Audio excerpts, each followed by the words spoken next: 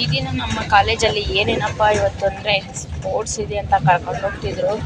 So ಸ್ಪೋರ್ಟ್ಸಲ್ಲೆಲ್ಲ ಯಾವ ಥರ ಇರುತ್ತೆ ಅಂತ ನಾನು ಇವತ್ತಿಗೂ ಹೋಗಿರಲಿಲ್ಲ. ಕ್ರಿಕೆಟ್ ಅಂದರೆ ನನಗೆ ಆಗೋದಿಲ್ಲ, ನಾನು ಅದಕ್ಕೆ ಹೋಗಿಲ್ಲ. ಸೊ ಇವತ್ತು ಕಬಡ್ಡಿ, ಖೋ ಇದೆ ಅಂತ, ಗುಂಡೆ ಎಸೆತ, ಚಕ್ರ ಎಸೆತ ಎಲ್ಲ ಇದೆ ಅಂದರು. ಸೊ ಹೋಗೋಣ ಇಲ್ಲಿ ನೋಡೋಣ ಯಾವ ರೀತಿ ಇರುತ್ತೆ ಅಂತ ಹೋಗ್ತಾ ಇದ್ದೀವಿ ನೋಡೋಕ್ಕೆ.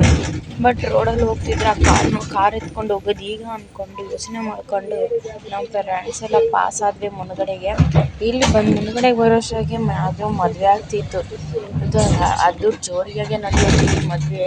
ಅಂದರೆ ಜಾಸ್ತಿ ದುಡ್ಡಿರೋರೇ ಮದುವೆ ಮಾಡ್ಕೊಳಕ್ಕಾಗೋದು. ಬಟ್ ನಂಗೆ ಅಂದ್ಕೊಂಡು ಮನಸ್ಸಲ್ಲಿ ಅಂದ್ಕೊಂಡು ನಾವು ಫ್ರೆಂಡ್ಸ್ ಎಲ್ಲ ಮುಂದಕ್ಕೆ ಪಾಸ್ ಆದ್ವಿ. ಬಾಯ್ಸ್ ನೋಡಿದ್ರೆ ಎಷ್ಟು ಜನ ಬರ್ತಿದ್ದಾರೋ ಗೊತ್ತಿಲ್ಲ, ಅಷ್ಟು ಜನ ಬರ್ತಿದ್ದಾರೆ. ಇಲ್ಲಿ ಅಂತ ಹೋಗ್ತಾ ಇದ್ದೀವಿ. ಬಟ್ ನಮ್ಮ ಫ್ರೆಂಡ್ಸ್ ಎಲ್ಲ ರೇಗಿಸ್ಕೊಂಡು ಇಲ್ಲಿ ಈ ಹುಡುಗ ಮುಂದ್ಗಡೆ ಹೋಗ್ತಿದ್ದಾನೆ, ಬಟ್ ಅವರು ಕ್ಲಿಯರಾಗಿ ತೋರಿಸಲ್ಲ. ಬಟ್ ಅವನ ಬಗ್ಗೆ ಯೋಚನೆ ಮಾಡ್ಕೊಂಡು ನನ್ನತ್ತ ಹೋಗ್ತಿದ್ವಿ. ಸೊ ಅವನಂದರೆ ಎಲ್ಲರಿಗೂ ಸ್ವಲ್ಪ ಇಷ್ಟನೇ. ಬಟ್ ಅವ್ನು ಮಾಡೋ ಚೇಷ್ಟೆ ನೋಡಿದ್ರೆ ಬೇಡ ಹೇಳೋದು, ಏನು ಮಾಡೋಕ್ಕೂ ಆಗಲ್ಲ. ಮತ್ತು ಹೋಗ್ತಾ ಇದ್ದೀವಿ. ಬಟ್ ಇಲ್ಲಿ ನೋಡಿದ್ರೆ ಇಷ್ಟು ಗ್ರೌಂಡ್ ಚೆನ್ನಾಗಿತ್ತು. ಗ್ರೌಂಡ್ ಇಷ್ಟು ಚೆನ್ನಾಗಿದೆ ಅಂತ ನಾನು ಹೇಳಿದೆ. ಬಂದು ಬೆಳಗ್ಗೆ ಕ್ಲೀನ್ ಮಾಡಿದ್ದೀವಿ ಅಂತ ಹೇಳಿದ್ರು. ಓಕೆ ಅಂತ ಸೈಲೆಂಟ್ ಆದ್ವಿ. ಮತ್ತು ಒಬ್ಬೊಬ್ಬರು ಒಂದೊಂದು ಹತ್ರ ಬರ್ತಿದ್ರು. ಒಂದೊಂದು ಹತ್ರ ಬರ್ತಿರೋದ್ರಿಗೋಸ್ಕರ ನಾವು ನಕ್ಕೊಂಡು ಆಹಾಹಾ ಇವರೆಂಥ ಬುದ್ಧಿವಂತರು ಅಂತ ಹೋಗ್ತಾ ಇದ್ದೀವಿ. ನಮ್ಮ ಫ್ರೆಂಡ್ಸ್ ಎಲ್ಲ ಕ್ಲಾಸವರೆಲ್ಲ ಮುಂದುವರಿ ಹೋಗ್ತಾ ಇದ್ವಿ. ನಾವಿನ್ನೂ ನಿಧಾನಕ್ಕೆ ಹೋಗೋಣ ಅಂತ ನಿಧಾನಕ್ಕೆ ಕೂಗ್ತಿದ್ದೀವಿ. ಬಟ್ ನಮ್ಮ ಫ್ರೆಂಡ್ಸ್ ನೋಡಿದ್ರೆ ಈ ಬಿಸಿಲಲ್ಲಿ ಹೇಗಪ್ಪ ಈ ರನ್ನಿಂಗ್ ರೇಸ್ ಮಾಡೋದಿಗೆ, ಗುಡ್ಡೆ ಎಸೆತ ಮಾಡೋದಿಗೆ, ಚಕ್ರ ಎಸೆತ ಎಲ್ಲ ಹಿಂಗಂತ ಈ ಬಿಸಿಲಿಗೆಲ್ಲ ಶಾಕ್ ಹೋಗ್ತಿದ್ದಾರೆ. ನನ್ನ ಫ್ರೆಂಡ್ ಈ ಹುಡುಗಿ ಎದ್ಕೊಂಡು ಹೆಂಗೆ ಹತ್ತೋದು ಅಂತ ಯೋಚನೆ ಮಾಡಿಕೊಂಡು ಹೋಗ್ತಿದ್ದೀವಿ. ಬಟ್ ನಗಿಬೇಕು ಅಂದರೆ ತುಂಬ ನಗ್ತಾನೆ ಇರ್ತೀವಿ ಕ್ಲಾಸಲ್ಲಂತೂ. ಕ್ಲಾಸ್ ನಡೀತಾ ಇದ್ರೂ ನಗ್ತಿರ್ತಾಳೆ ಈ ಹುಡುಗಿ. ಜೋಕ್ ಮಾಡೋದು ಪರ್ಸನ್ ನಾನಿಲ್ಲ ಇದ್ರೂ ಜೋಕ್ ಮಾಡೋದು, ನಾನು ಇದ್ದಿದ್ರೆ ಅವ್ರು ಸೈಲೆಂಟಾಗಿ ಇದ್ದೋಗ್ತಾರಂತೆ. ಬಟ್ ಅದು ಒಂದು ಹೇಳಿದ್ದಕ್ಕೆ ಖುಷಿ ಆಯಿತು ನನಗೆ. ಸೊ ನಾನಿದ್ದು ಬಂದರೆ ಒಂದು 10 ಜನಕ್ಕೆ ನಗಿಸ್ತೀನಲ್ವ ಅಂತ. ಬಟ್ ನಾನು ಓಕೆ ಅಂತ ಹೇಳ್ಕೊಂಡು ಮತ್ತು ನಾಳೆ ಬರಲ್ಲ ಕಾಲೇಜಿಗೆ ಅಂತ ನಾನು ತಮಾಷೆಗೆ ರೇಗಿಸ್ತಿದ್ರೆ ಅವಳು ನಾಳೆ ಬರೆದಿದ್ರೆ ನಾನು ಮತ್ತೆ ಬರಲ್ಲ ಅಂತ ಅವರು ರೇಗಿಸ್ಕೊಂಡು ಇದ್ದಾರೆ. ಬಟ್ ನಾನು ಬರ್ತೀನಿ ಕಂಡ್ರೆ ನಾನು ಬರ್ತೀನಿ ಅಂತ ಅವರು ಹೇಳ್ಕೊಂಡು ಮತ್ತು ಹೋಗ್ತಿದ್ದೀವಿ. ಇಲ್ಲಿ ಹಾಡೋರು ಯಾರು ಫಸ್ಟ್ ಬರ್ತಾರೆ ನೋಡೋಣ ಅಂತ ವೇಟಿಂಗಲ್ಲಿದ್ದೀವಿ.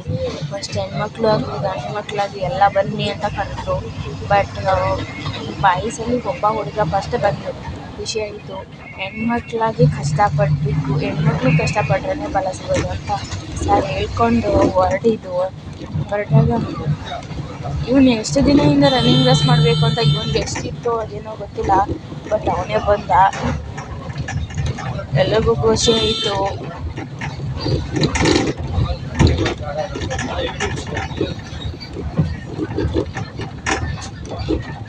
ನಮ್ಮ ಈ ಸರ್ ಬಂದು ನೀನು ಚಕ್ರ ಎಸೆತ ಗುಂಡೆ ಎಸೆತ ಅಂತ ಹೇಳ್ತಿದ್ರು. ನಾನು ಬರಲ್ಲ ಸರ್, ನಾನು ಬರಲ್ಲ ಅಂತ ಒಬ್ಬೊಬ್ರು ಅಂತ ಆಡ್ಕೊಂಡಿದ್ದೆ. ಫಸ್ಟ್ ಎದ್ದಿದ್ದೆ ನನ್ನ ಕರೆದ್ರು, ಬಟ್ ನಾನು ಬರಲಿಲ್ಲ ಸರ್ ಅಂದೆ. ಬಟ್ ಯಾರೋ ಅಂದರೆ ಬಟ್ ನನಗೆ ಹುಷಾರಿಲ್ಲದಕ್ಕೋಸ್ಕರ ನಾನು ಬರಲಿಲ್ಲ ಅಂತ ಹೇಳಿದೆ. ನನಗೆ ಗುಡ್ಡೆ ಎಸೆತ, ಚಕ್ರ ಎಸೆತ ಮತ್ತು ರನ್ನಿಂಗ್ ರೇಸ್ ಅಂದರೆ ನನಗೆ ಪ್ರಾಣ ಜಾಸ್ತಿ.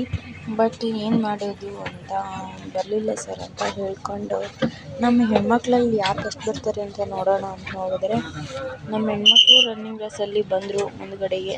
ಪರವಾಗಿಲ್ಲ, ಅಷ್ಟು ಮಾತ್ರ ಬರ್ತಾರಲ್ವ ಅಂತ ಯೋಚನೆ ಮಾಡಿಕೊಂಡು ಇದ್ದುಬಿಟ್ವಿ. ನೋಡಿ ಯಾರು ಫಸ್ಟ್ ಬರ್ತಾರೋ ಯಾರು ಫಸ್ಟ್ ಬರಲ್ವ ಅಂತ ನಿಮಗೆ ಗೊತ್ತಾಗುತ್ತೆ.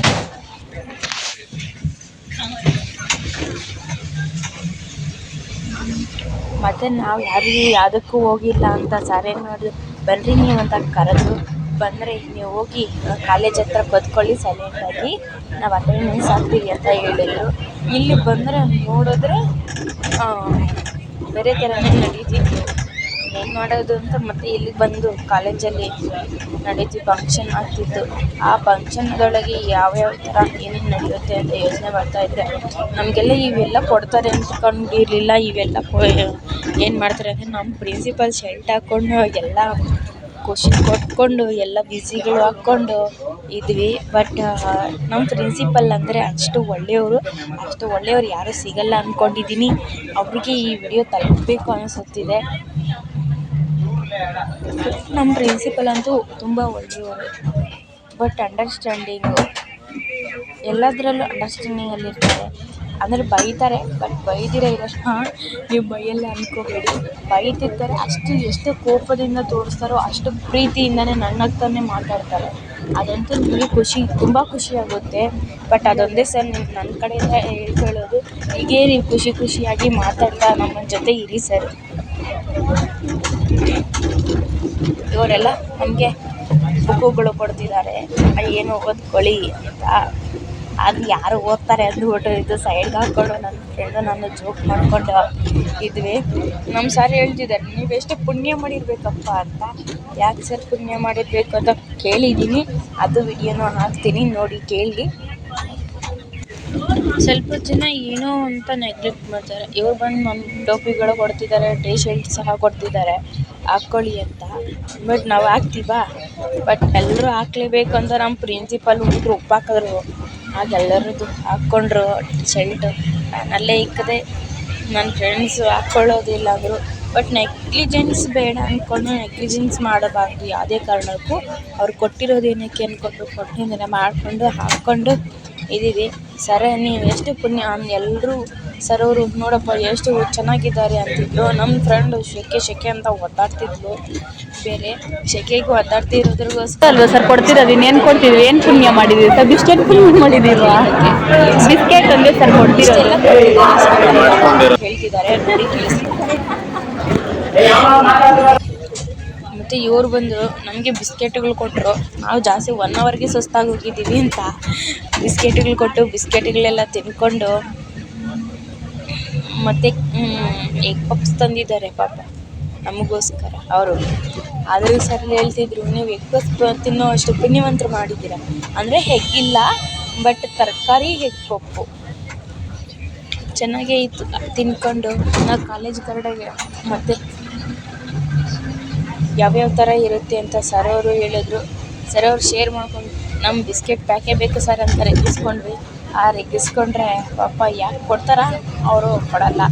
ಆದರೆ ಬಟ್ ನಮ್ಮ ಇದಾಗಿದ್ದರೆ ಕೊಡ್ತಿದ್ರು. ಬೇರೆಯವ್ರ ಕಡೆಯವರಲ್ವ, ಕೊಡೋದು ಇಲ್ಲ.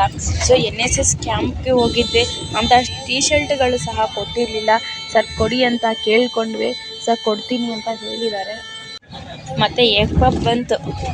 ತಿನ್ರಪ್ಪೋ ತಿನ್ನಿರಿ ಅಂತ ತೇಗಿಸ್ಕೊಂಡೆ. ನನ್ನ ಫ್ರೆಂಡ್ಸ್ಗಳು ಯಾರೂ ತಿನ್ನಲಿಲ್ಲ.